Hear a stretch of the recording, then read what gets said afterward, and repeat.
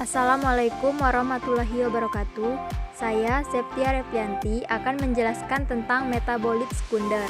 Senyawa metabolit sekunder merupakan sumber bahan kimia yang tidak akan pernah habis, sebagai sumber inovasi dalam penemuan dan pengembangan obat-obat baru ataupun untuk menunjang berbagai kepentingan industri. Hal ini terkait dengan keberadaannya di alam yang tidak terbatas jumlahnya. Sejalan dengan hal itu dan diikuti oleh keberadaan organisme yang juga tidak terbatas jumlahnya, maka topik penelitian bahan alam juga tidak akan pernah habis.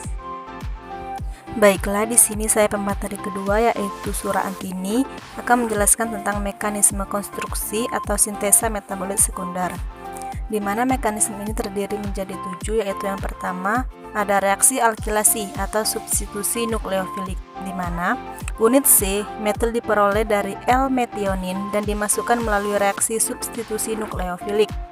Leaving group atau gugus yang pergi dengan pasangan elektron pada pemecahan ikatan heterolitik akan meningkat dengan perubahan L-metionin menjadi S-adenosilmetionin atau SAM. Hal ini mengakibatkan sulfur menjadi bermuatan positif dan memfasilitasi mekanisme substitusi nukleofilik atau SN2. Dengan demikian, ikatan O-metil dan N-metil dapat diperoleh dengan menggunakan gugus fungsi hidroksil dan amino sebagai nukleofil. Yang kedua yaitu ada reaksi alkilasi atau adisi nukleofilik. Sebagaimana yang ditunjukkan di atas, unit C5-isofren dibentuk dari dimetilatil disfosfat atau DMAPP yang dapat digunakan untuk alkilasi nukleofil. Dalam elaborasi terpenoid dan steroid, 2 atau lebih unit C5-isofren bergabung bersama dan reaksi dikarionisasi dalam hal kimia karbokation, termasuk penambahan karbokation elektrofilik pada alkena. Yang ketiga yaitu ada penataan ulang Wagner-Mirwin. Yang dimaksud yaitu berbagai macam struktur senyawa yang ditemukan di alam yang meliputi turunan terpenoid dan steroid hanya dapat dirasionalisasi sebagai struktur yang berasal dari unit C5-isofrena jika beberapa proses penataan ulang terjadi selama proses biosintesisnya. Penataan ulang ini dalam beberapa hal telah dikonfirmasi secara eksperimental dan hampir selalu konsisten dengan karbokation intermediate. Yang selanjutnya yaitu ada reaksi Aldon dan Claisen, di mana reaksi Aldon dan Claisen keduanya ini mencakup pembentukan ikatan karbon-karbon dan reaksi kimia yang dikatalisis yang tergantung pada pembentukan anion enolat yang distabilkan oleh resonansi dari sistem karbonil.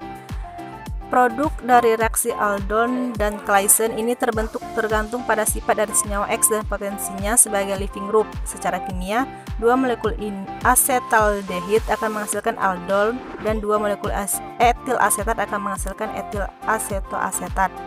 Yang kelima yaitu ada pembentukan basa Schiff